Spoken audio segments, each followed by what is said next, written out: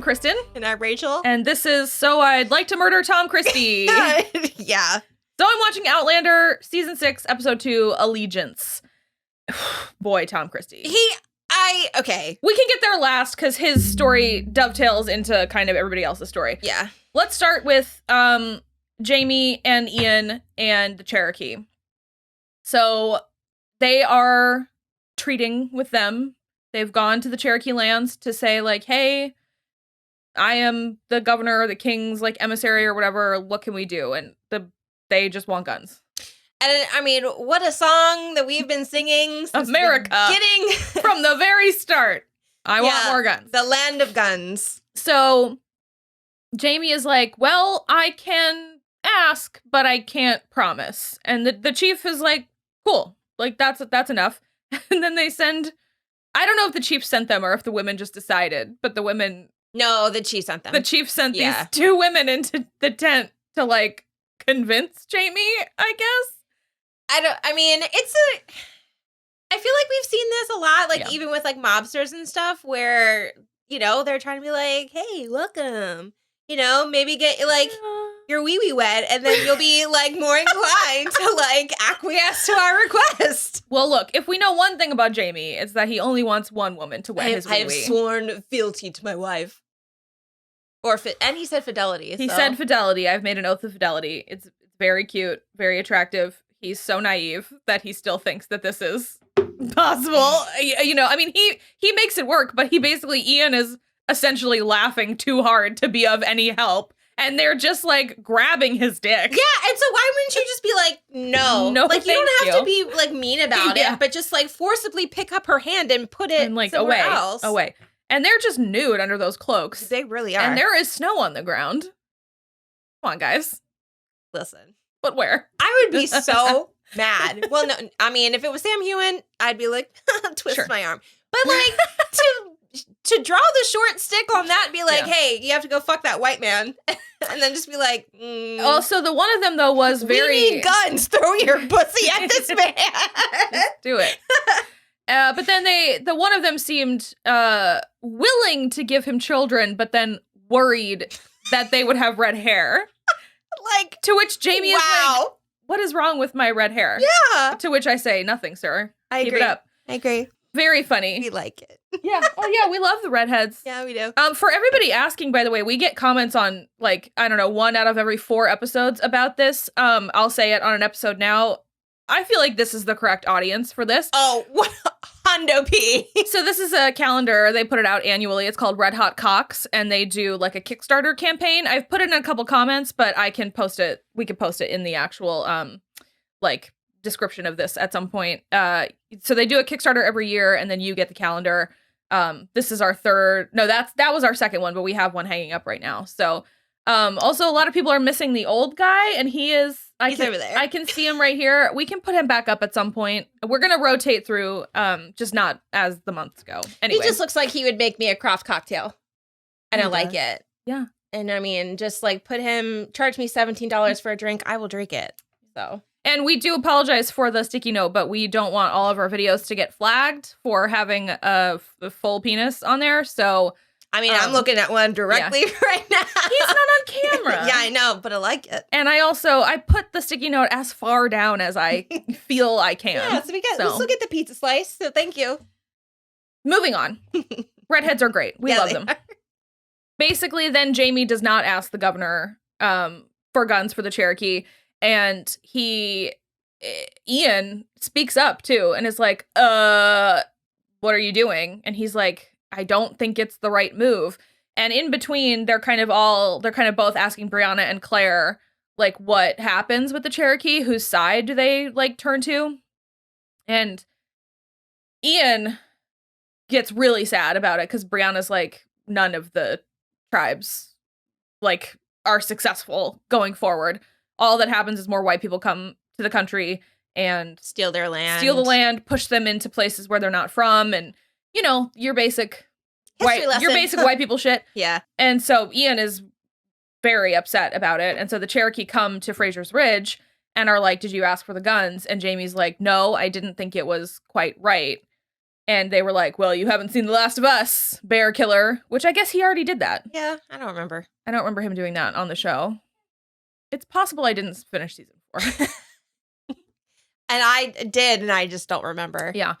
So, but then at the end of the episode, Jamie has a change of heart and he's writing a letter to the governor to be like, I think that the Cherokee need weapons. Because it's sort of, I mean, at that point, if you're sort of like 6 of one, half a dozen of the other, they're like, they're going to fight for somebody. Someone's going to give them guns. Well, and he even says, he was like, I should give them, it's up to them to decide how they use it. Right. So, I mean, man, and I love that he does say like, I'm gonna mess up how he says it, but like, more guns don't solve problems. Yeah. They like create more problems. Yeah. You don't say. Yeah. So, okay, what else we got? Marsali is having the baby.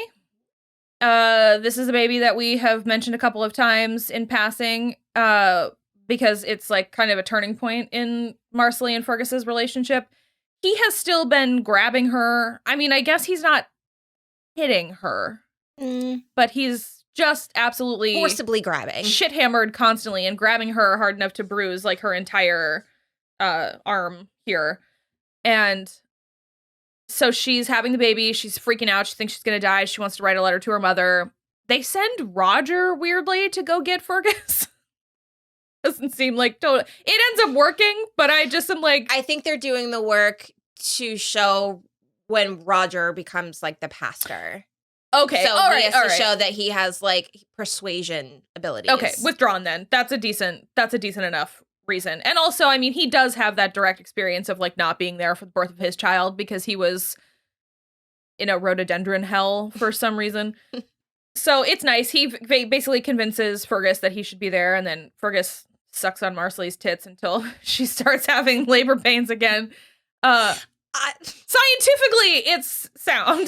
Childbirth is fucking crazy. So you were like, that doesn't feel right. And I was like, well, it is, because actually, okay, if I'm in a state of pain, first of all, I don't want my hair down when I know I'm about to put in, like, I put my hair up to eat. Yeah, okay? me too. Me too. And when I'm like a bulbous thing in pain, I don't want someone coming up and like massaging my boobs. Well, so it appears he's done this for the rest of the pregnancies as well.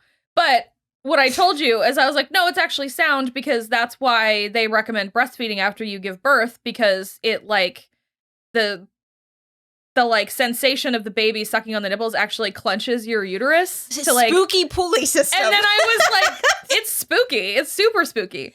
I just don't understand. And there's so much going on in here. I am okay. Yeah. I don't. All set. Yeah. So this is also for the 4th kid. No. So she starts going into labor again. Everything's fine because she had a really weird pain, and they all freaked out. So everything's fine. The baby comes out. Everything's good. Marsali's fine.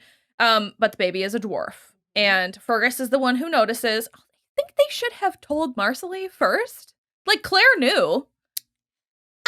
Because when Fergus started saying, when he started speaking French about it, she was like, Fergus. Like, So I feel like, anyway, so she tells Marsali, and Marsali's totally fine with it, but Fergus storms out and walks away. Just like a man. Come on. It's not about you. Also, everybody else is just totally cool with it. Yeah, what are you gonna do about it? Yeah, absolutely nothing. No one else cares. Ian is like doing a Cherokee or a Mohawk blessing over the baby. It's a baby. It's a baby. It's got 10 fingers, 10 toes. Yeah. It's breathing. It's sleeping. I mean, you can't do anything about it. Yeah. So just get the fuck over yourself. It's super cute. I love it. And Henry Christian. Yeah. And then on when the baby's out, Marsali is like, this is the last time. Fuck yeah, I would say the same thing.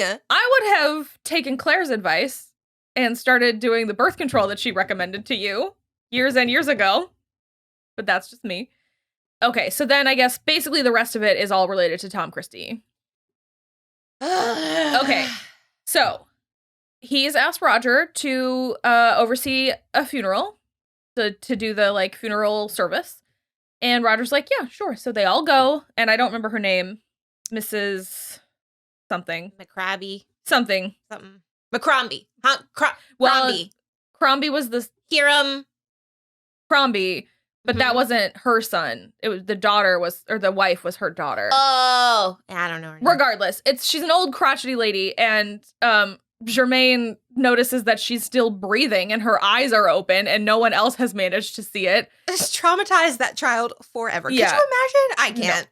So she is alive still. Tom Christie is like, what kind of foul witchcraft beast, whatever is this? And so basically Claire's like, well, she has an aneurysm. It's gonna burst any minute. So there's like no sense in anything. She's still gonna die. It's just taking a little longer. It would have like mimicked death the way that it's happening. So they're able to say goodbye. She's able to berate her son-in-law for like not For being cheap. putting on a better funeral.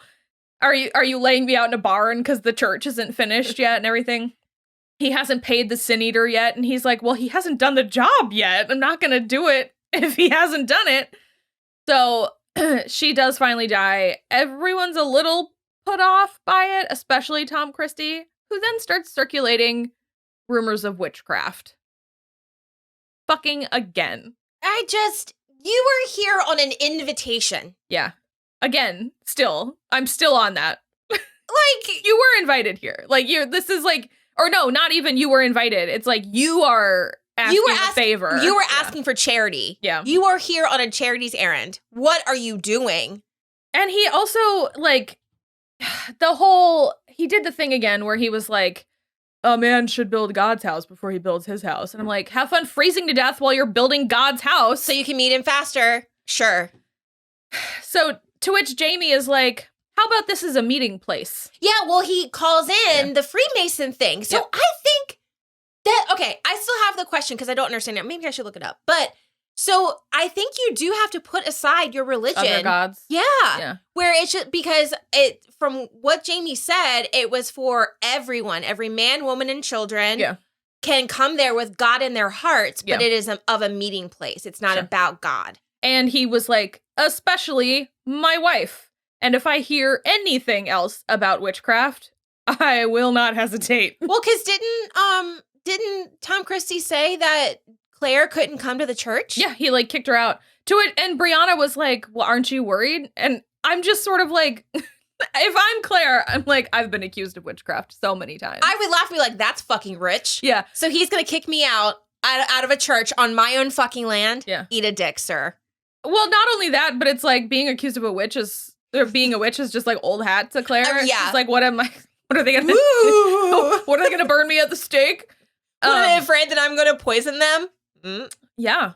Comte de Saint Germain. Yeah. Come on. Brianna invents matches. And then she's really bummed that no one cares. Surprised. Everyone, Marsali is like, oh, I've always had a flint. It's never been any problem for me. And it's like, okay, well, be nice. Yeah. She's got like explosive material in her cabin. Mm-hmm. And they're all bummed because they thought that she was going to announce that she's pregnant. And then she was like, no, I invented matches. And they were like, oh. Yeah. Cool. Well, they're all going to be eating crow when she invents indoor plumbing. So. Yep. I'll take the match. Sure. Take a match. Matches sound great. Little Aiden wandered into their place too. I don't remember if that... doesn't the wife... Well, she's not married. She's a widow. Doesn't she really fall in love with Roger? Oh. Amy, whatever, McCreary or whatever. Okay. That's neither here nor there. But I have not read these books since like 2016. But like he walks Aiden home because he got lost looking for rabbits. That's who she belongs to, because I was like, who the fuck is Aiden? Yeah, the widow that he's helping build the cabin. Mm. Okay, and then going back to Tom Christie, Malva. Okay, Malva. I like Malva. Me too, but she's crazy. She got crazy eyes. She's got super crazy eyes. She basically wants to help Claire and like learn from Claire. And her father and her brother are both like, no, she's got chores to do. And so she does end up, I think Brianna goes to get her when Marsali's in labor. And so she comes and she helps. And she's having a good time. She's like being helpful. She's being, learning stuff. It's great. I like it. I like this part of it. And then Tom Christie is like the milk spoiled when they're back at home. The milk spoiled in a bucket because it's just sitting open in a bucket on the table. Of course it's going to spoil. And she's like, oh, I meant to make butter. And he's like, why didn't you? And she says, oh, it must have slipped my mind. And he throws a tantrum. Throws a total tantrum. I saw this TikTok this morning that was like, it was a dude too. Mm-hmm. And he was like, I feel like we should stop calling, when men have a hissy fit, we call it like a violent outburst. And that's just like alpha-ing a hissy fit. We should just start saying this adult man had a hissy fit to like make it less cool. And so like that is basically what happens. He throws a total fit. And he tells her to bend over the table, lift up her skirts so that he can beat her with his belt. And then his hand, that doesn't work. Because it's all, he had an injury and it's all, like a claw kind of. And so he decides that he will let Claire operate so he can hit his daughter more efficiently. Because he prayed about it. And because first of all, he said no, because if God decided to give him this affliction, then he should just take it. Yeah. And so but then Claire's like, well, then why would then God send you to me knowing that I have the capability and you, like, why would I not heal you? Well, and also, like, then God must have sent that injury to your goat. Why would you let me heal the goat and not heal you? If God is actually, I don't remember, something about a little sparrow, like, God loves even the littlest sparrow or something like that. I don't know. It's all. And then he quoted to her about how women should not suffer a man, should not teach, should not do this, should not do that. Blah, blah, blah, blah, blah, blah. You can't make the Bible. You can't pick and choose shit from the Bible to make it work for you. And I love, too, that, like, Claire is like a member of the Church of England at best. Mm-hmm. And she is an atheist at worst in Tom Christie's eyes. And she still can quote the Bible at him correctly. Yeah, I love it. It's just, he's the worst. He really is. I can't. Jamie also insists that they not have, like, a steeple, I feel like, but a bell. Yes. Because since it's a meeting place, so they're going to get a bell. Mr. Bug took some supplies down into town and then he's gonna go on to River Run to see if there's any mail and also bring whiskey to Jocasta. And Kezzy went with, and Lizzie is making eyeballs at him as well.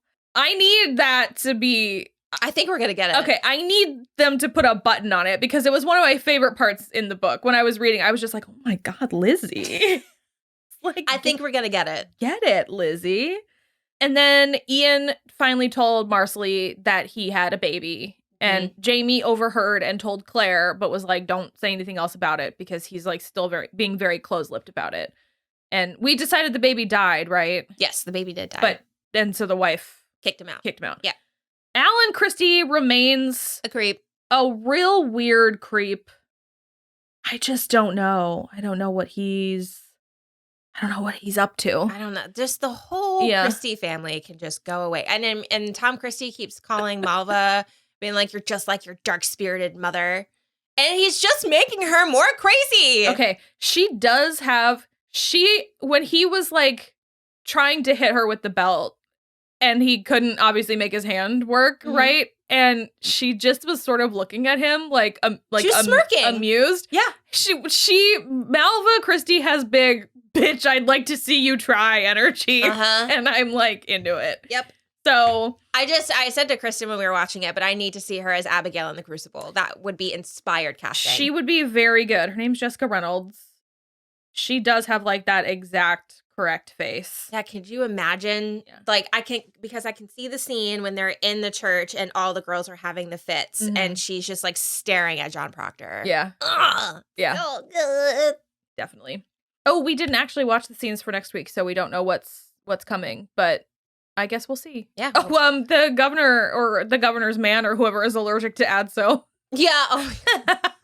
Which I just find comical. That is really funny. And he was like laying up against Marsali. Yeah. He wasn't feeling good. I love a kitty. So cute. He's a very cute, good kitty. Yeah. I suspect Fergus will start getting back to normal. Because from what I remember from the books, he is initially put out, but then after that, he's like kind of fine with. Yeah, he has to come to Jesus with somebody, and I don't remember. And then they're just like, you've got to fucking stop. Yeah. He's like, he feels guilty that he wasn't there to help Marsali and Claire when Claire was kidnapped by the Browns and like. Yeah. Making it all about him. Also, like, I would, because Jamie even is like, I feel guilty and upset too. Like I wake up every day and I think about it and how I should have been there and like this and that and the other. But also like Marsali just got knocked out. Yeah, she got cold cocked. She was unconscious the entire time. Yeah. And that was it. They just left her there. They didn't take her also. So it's like, I know that he feels very, survivor's guilt or whatever. Well, yeah, survivor's guilt. And he also has a very motherly relationship with Claire. Mhm. Like, he calls her my lady all the time and everything. It's lovely. It's a really cute relationship. It has been since he was tiny. But I just sort of like Jamie feels that also, but he is able to move on with his day. Yeah. And also like, so what if Fergus had been there? He still only has one hand. There's Right. only so much he can do. Right. And he probably would have gotten shot in the process. Shot or beaten or knocked out, just right along Marsali, and they would have still taken Claire. Yeah, exactly. So I just I get where he's coming from, but at the same time, you have to. It's not about you. Yeah, let's move forward. Yeah. Let's move forward. Well, because, Claire's out here having flashbacks, and so she went and hit her ether in the beginning again, so yay. Come on, Claire. Yeah. Killing me. All right, and then so she is going to do Tom Christie's surgery after his other hand heals, which he keeps on breaking the stitches. busting open the stitches just to... Boo, Tom Christie. Come on, man. Killing me. And Roger is going to be basically the unofficial minister for now. And Jamie is like, better you than Tom because religion in his hands is a weapon. So I'm glad about that. So yeah, we will be back next week with episode 3. And that's it. Bye.